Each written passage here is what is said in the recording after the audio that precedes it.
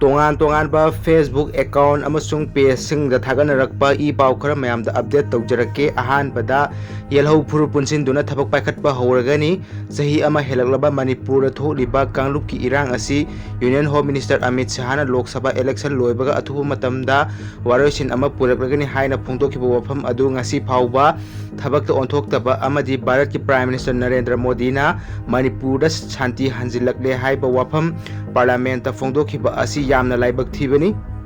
ꯍꯧꯖꯤꯛ ꯑꯣꯏꯔꯤꯕ ꯐꯤꯚꯝ ꯑꯁꯤꯗ ꯃꯅꯤꯄꯨꯔ ꯑꯃꯗꯤ ꯚꯥꯔꯠ ꯁꯔꯀꯥꯔꯗ ꯊꯥꯖꯕ ꯊꯝꯗ꯭ꯔꯦ ꯍꯥꯏꯅ ꯀꯣꯀꯣꯃꯤ ꯋꯨꯃꯦꯟ ꯋꯤꯡꯅ ꯉꯁꯤ ꯄꯥꯎꯃꯤꯁꯤꯡꯒ ꯎꯅꯕꯗ ꯐꯣꯡꯗꯣꯛꯈ꯭ꯔꯦ꯫ ꯋꯨꯃꯦꯟ ꯋꯤꯡ ꯑꯁꯤꯅ ꯃꯈꯥ ꯇꯥꯅ ꯐꯣꯡꯗꯣꯛꯈꯤꯕꯗ ꯍꯧꯖꯤꯛ ꯐꯥꯎꯕ ꯃꯅꯤꯄꯨꯔꯗ ꯊꯣꯛꯂꯤꯕ ꯏꯔꯥꯡ ꯑꯁꯤ ꯋꯥꯔꯣꯏꯁꯤꯟ ꯄꯨꯔꯛꯄ ꯉꯝꯗꯕꯅ ꯌꯦꯜꯍꯧꯃꯤꯁꯤꯡ ꯑꯃꯠꯇ ꯑꯣꯏꯅ ꯄꯨꯟꯁꯤꯜꯂꯒ ꯃꯅꯤꯄꯨꯔꯒꯤ ꯁꯛꯇꯝ ꯀꯟꯅꯕ ꯊꯕꯛ ꯄꯥꯏꯈꯠꯄ ꯍꯧꯔꯒꯅꯤ ꯍꯥꯏꯕ ꯋꯥꯐꯝꯁꯤꯡꯁꯨ ꯐꯣꯡꯗꯣꯛꯈꯤ꯫ ꯑꯇꯣꯞꯄ ꯄꯥꯎ ꯑꯃꯗ ꯀꯨꯀꯤꯒꯤ ꯑꯦꯔꯤꯌꯥꯁꯤꯡꯗ ꯄꯣꯠꯆꯩ ꯄꯨꯁꯤꯟꯕ ꯒꯥꯔꯤꯁꯤꯡ ꯆꯪꯍꯜꯂꯣꯏꯗꯧꯔꯤ꯫ ꯀꯨꯀꯤ ꯂꯝꯍꯦꯟ ꯇꯨꯍꯦꯟꯕꯁꯤꯡꯅ ꯀꯥꯡꯄꯣꯛꯄꯤꯗ ꯅꯥꯒꯥꯒꯤ ꯇ꯭ꯔꯛ ꯑꯃ ꯃꯩ ꯊꯥꯈꯤꯕ ꯊꯧꯗꯣꯛꯀ ꯃꯔꯤ ꯂꯩꯅꯅ ꯁꯦꯅꯥꯄꯇꯤ ꯗꯤꯁꯇ꯭ꯔꯤꯛ ꯁ꯭ꯇꯨꯗꯦꯟꯠ ꯑꯦꯁꯣꯁꯤꯌꯦꯁꯟ (ASDSA)ꯅ ꯁꯦꯅꯥꯄꯇꯤ ꯍꯦꯗꯀ꯭ꯋꯥꯇꯔꯗ ꯐꯝꯂꯤꯕ ꯗꯨꯀꯥꯟꯗꯥꯔꯁꯤꯡꯅ ꯀꯨꯀꯤ ꯐꯨꯔꯨꯞꯇ ꯄꯣꯠꯆꯩ ꯌꯣꯟꯕ ꯑꯊꯤꯡꯕ ꯊꯝꯈꯤꯕ ꯈꯣꯡꯖꯪ ꯑꯗꯨ ꯂꯥꯛꯀꯗꯧꯔꯤꯕ ꯅꯤꯡꯊꯧꯀꯥꯕ ꯅꯨꯃꯤꯠꯇꯒꯤ ꯍꯦꯟꯅ ꯀꯟꯁꯤꯜꯂꯛꯀꯗꯧꯔꯤ ꯍꯥꯏꯔꯤ꯫ ꯉꯔꯥꯡ ASDSA)ꯅ ꯐꯝꯈꯤꯕ ꯃꯤꯐꯝ ꯑꯃꯒꯤ ꯃꯇꯨꯡ ꯏꯟꯅ ꯉꯁꯤ ꯐꯥꯎꯕ ꯇ꯭ꯔꯛ ꯃꯩ ꯊꯥꯈꯤꯕꯒꯤ ꯊꯧꯗꯣꯛꯀ ꯃꯔꯤ ꯂꯩꯅꯅ ꯀꯨꯀꯤꯁꯤꯡꯅ ꯂꯥꯜꯂꯦ ꯍꯥꯏꯖꯔꯛꯇꯕꯅ ꯃꯔꯝ ꯑꯣꯏꯔꯒ ꯒꯨꯋꯥꯍꯥꯇꯤ ꯑꯃꯗꯤ ꯏꯝꯐꯥꯜ ꯇꯝꯅ ꯂꯥꯛꯄ ꯒꯥꯔꯤꯁꯤꯡꯒꯤ ꯆꯂꯥꯟ ꯆꯦꯛ ꯇꯧꯕꯒꯤ ꯊꯕꯛ ꯆꯠꯊꯒꯗꯧꯔꯤ꯫ ꯀꯔꯤꯒꯨꯝꯕ ꯄꯣꯠꯂꯝꯁꯤꯡ ꯑꯗꯨ ꯀꯨꯀꯤꯒꯤ ꯑꯦꯔꯤꯌꯥꯁꯤꯡꯗ ꯄꯨꯁꯤꯟꯒꯗꯕ ꯑꯣꯏꯔꯕꯗꯤ ꯐꯥꯖꯤꯜꯂꯒ ꯊꯝꯕꯗ ꯅꯠꯇ꯭ꯔꯒ ꯃꯃꯥꯏ ꯂꯩꯗꯨꯅ ꯍꯜꯍꯟꯕꯒꯤ ꯊꯕꯛ ꯆꯠꯊꯒꯅꯤ ꯍꯥꯏꯔꯤ꯫ ꯑꯇꯣꯞꯄ ꯄꯣꯁꯠ ꯑꯃꯗ ꯃꯍꯥꯔꯥꯖꯥ ꯁꯅꯥꯖꯥꯎꯕ ꯂꯩꯁꯦꯝꯕꯅ ꯊꯥꯒꯠꯂꯛꯄ ꯄꯣꯁꯠ ꯑꯃꯈꯛꯅꯤ꯫ ꯍꯧꯖꯤꯛ ꯂꯩꯕꯥꯛꯀꯤ ꯑꯁꯨꯛ ꯂꯨꯔꯕ ꯃꯇꯝ ꯑꯁꯤꯗ ꯑꯩꯈꯣꯏ ꯃꯁꯦꯜ ꯙꯔꯃ ꯑꯃꯗꯤ ꯔꯥꯖꯅꯤꯇꯤꯒꯤ ꯑꯈꯨꯕ ꯃꯤꯠꯌꯦꯡꯗ ꯑꯃꯅ ꯑꯃꯕꯨ ꯍꯨꯟꯅꯕ ꯌꯦꯡꯊꯤꯅꯕ ꯑꯁꯤ ꯌꯥꯝ ꯂꯥꯏꯕꯛ ꯊꯤꯕꯅꯤ꯫ ꯃꯁꯤꯒꯤ ꯃꯍꯨꯠꯇ ꯃꯇꯧ ꯀꯔꯝꯅ ꯑꯩꯈꯣꯏ ꯑꯋꯥꯕ ꯑꯁꯤꯗꯒꯤ ꯀꯣꯛꯀꯗꯒꯦ ꯍꯥꯏꯕꯁꯤꯗ ꯈꯦꯟꯅꯕ ꯄꯨꯝꯅꯃꯛ ꯇꯨꯡ ꯑꯣꯏꯅꯔꯒ ꯑꯩꯅ ꯉꯝꯕ ꯊꯥꯛꯇ ꯍꯣꯠꯅꯃꯤꯟꯅꯁꯤ꯫ ꯆꯐꯨ ꯀꯥꯏꯔꯒ ꯀ꯭ꯋꯥꯛꯅ ꯍꯔꯥꯎꯕꯒꯤ ꯊꯧꯗꯣꯛ ꯑꯗꯨ ꯊꯣꯛꯍꯟꯒꯨꯝꯁꯤ꯫ ꯑꯩꯈꯣꯏꯒꯤ ꯑꯄꯨꯟꯕꯒꯤ ꯋꯥꯈꯜ ꯂꯧꯁꯤꯡ ꯄꯥꯡꯒꯜ ꯑꯃꯗꯤ ꯊꯧꯅꯥ ꯄꯨꯊꯣꯛꯇꯨꯅ ꯏꯔꯩꯕꯥꯛ ꯑꯁꯤ ꯀꯟꯕꯗ ꯑꯃꯠꯇ ꯑꯣꯏꯅ ꯂꯦꯞꯃꯤꯟꯅꯁꯤ ꯍꯥꯏꯅ ꯂꯩꯕꯥꯛ ꯃꯤꯌꯥꯝꯗ ꯂꯣꯟꯅꯨꯛꯅ ꯍꯪꯒꯠꯆꯔꯤ ꯍꯥꯏꯅ ꯃꯍꯥꯛꯅ ꯁꯤꯌꯔ ꯇꯧꯔꯛꯂꯤ꯫ ꯑꯇꯣꯞꯄ ꯄꯣꯁꯠ ꯑꯞꯗꯦꯠ ꯑꯃꯗ ꯑꯔꯥꯝꯕꯥꯏ ꯇꯦꯡꯒꯣꯜꯒꯤ ꯀꯣꯔꯣꯡꯉꯥꯟꯕ ꯈꯨꯃꯟꯅ ꯊꯥꯒꯠꯂꯛꯄꯅꯤ꯫ ꯌꯦꯜꯍꯧ ꯃꯤꯁꯤꯡꯒꯤꯗꯃꯛ ꯂꯝꯖꯤꯡ ꯃꯩꯔꯥ ꯑꯣꯏꯗꯨꯅ ꯆꯠꯈ꯭ꯔꯕ ꯏꯅꯥꯎ ꯔꯣꯕꯤꯟ ꯍꯨꯗꯀꯤ ꯃꯐꯝꯗ ꯏꯀꯥꯏ ꯈꯨꯝꯅꯕ ꯆꯠꯂꯨꯏ꯫ ꯏꯅꯥꯎ ꯔꯣꯕꯤꯟ ꯍꯨꯗꯀꯤ ꯏꯃꯥ ꯑꯃꯗꯤ ꯄꯥꯕꯨꯡ ꯉꯁꯤꯒꯤ ꯃꯤꯔꯣꯜꯅ ꯀꯥꯎꯕꯒꯨꯝ ꯇꯧꯅꯔꯦ꯫ ꯏꯔꯩꯕꯥꯛ ꯏꯐꯨꯔꯨꯞꯀꯤꯗꯃꯛ ꯊꯋꯥꯏꯅ ꯄꯣꯟꯊꯥ ꯄꯤꯈ꯭ꯔꯕ ꯏꯅꯥꯎꯒꯤ ꯃꯐꯝꯗ ꯂꯩ ꯃꯅꯥ ꯑꯃꯃꯝꯇ ꯑꯣꯏꯔꯕꯁꯨ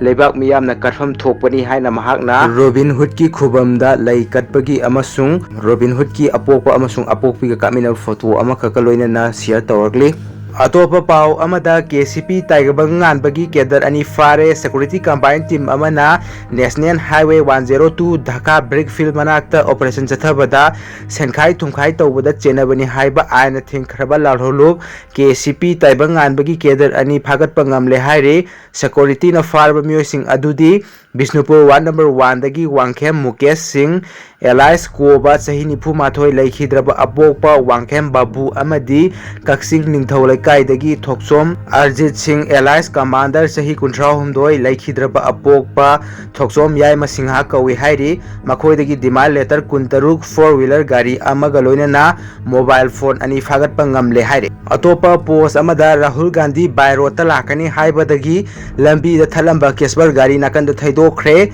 ꯃꯇꯝ ꯁꯥꯡꯅ ꯊꯤꯡꯗꯨꯅ ꯂꯩꯔꯨꯔꯕ ꯐꯒꯥꯎꯆꯥꯎ ꯇꯣꯔꯕꯨꯡ ꯂꯝꯕꯤꯗ ꯀꯦꯁꯄꯔ ꯒꯥꯔꯤꯁꯤꯡ ꯐꯩꯖꯤꯟꯗꯨꯅ ꯊꯠꯇꯨꯅ ꯊꯅꯝꯕꯁꯤꯡ ꯑꯗꯨ ꯔꯥꯍꯨꯜ ꯒꯥꯟꯙꯤ ꯆꯨꯔꯆꯥꯟꯄꯨꯔꯗ ꯂꯥꯛꯀꯅꯤ ꯍꯥꯏꯕꯗꯒꯤ ꯂꯩꯔꯛꯇ ꯊꯧꯖꯤꯜꯂꯒ ꯊꯝꯗꯨꯅ ꯏꯔꯥꯡ ꯀꯔꯤꯁꯨ ꯂꯩꯇꯕꯒꯨꯝ ꯎꯍꯟꯅꯕ ꯊꯧꯑꯣꯡ ꯑꯃꯅꯤ ꯍꯥꯏꯕꯗ ꯍꯥꯏꯃꯟꯕ ꯊꯣꯛꯂꯣꯏ ꯍꯥꯏꯔꯤ꯫ ꯐꯣꯇꯣ ꯑꯁꯤꯗ ꯎꯔꯤꯕ ꯑꯁꯤ ꯑꯩꯈꯣꯏꯒꯤ ꯂꯝꯕꯤ ꯊꯠꯆꯜꯂꯝꯕꯒꯤ ꯑꯗꯨꯅꯤ, ꯀꯦꯁꯄꯔꯁꯤꯡꯅ ꯂꯝꯕꯤ ꯊꯠꯆꯜꯂꯝꯕꯒꯤ ꯑꯗꯨꯅꯤ, ꯑꯗꯨꯒ ꯑꯥꯐꯇꯔꯁꯤꯗꯅ ꯂꯝꯕꯤ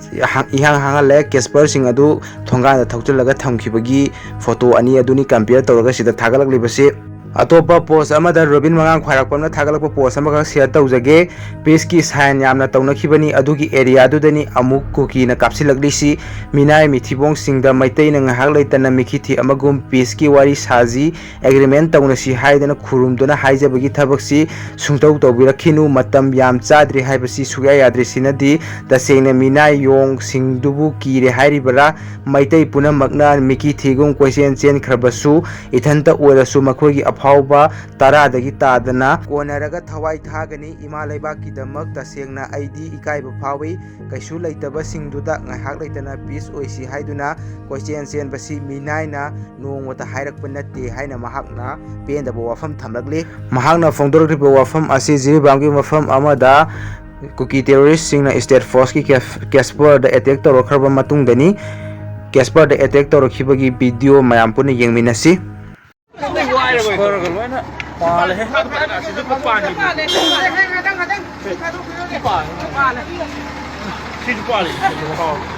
सिलेंडर जो हमें हो रहे तू भैया सिलेंडर हो रहे सिलेंडर हो रहे सिलेंडर हो रहे का पहले दिया पाले ले डायरेक्ट थारे माले सीधा सिलेंडर तो हो है डायरेक्ट एक्सपोर्ट तो मत थारे माले को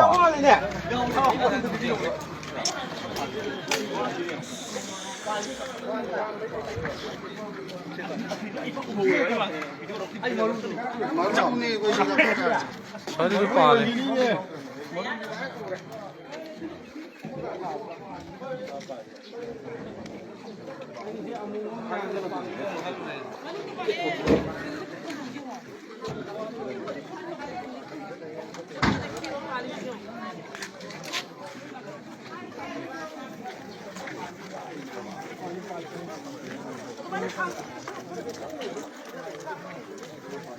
Makha tarakpada attack adu tarokhraba matungda security force na combing operation da kuki lahroba ani phare hairi adugi video adu su yangminase pugre video lo da chasinga singa sabu phare ni phare hayo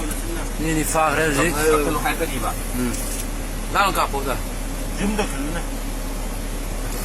ko sai jum do ga do ani ke do bola lagi to ये काबा को दुने toxin na gidore na mai bachi toxin na sai nan thok rani na chelen gani asi char ko i gari si lai chu i men mal ka to ta yi sa ha mushi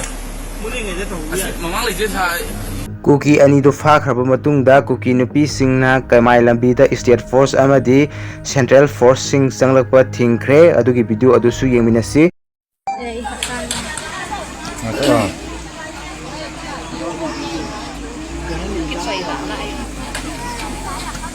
Ong lo lai hi an po ho